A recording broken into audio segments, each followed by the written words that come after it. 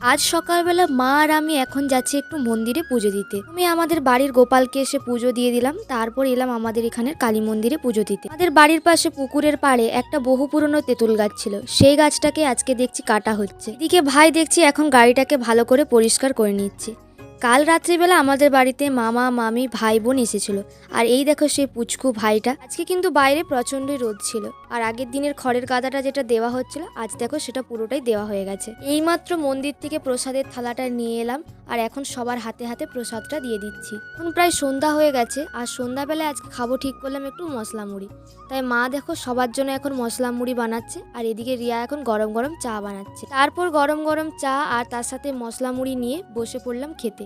সত্যি বলতে এরকম গরম গরম চা আর মশলা মুড়ি খেতে না দারুণ লাগে। তারপর চলে এলাম ছাদে, আর ছাদে এসে দেখি চারিধার ছিল পুরো অন্ধকার, আর আজকে আকাশে একটা সুন্দর চাঁদ উঠেছিল। চলো তাহলে আজকের মতো টাটা।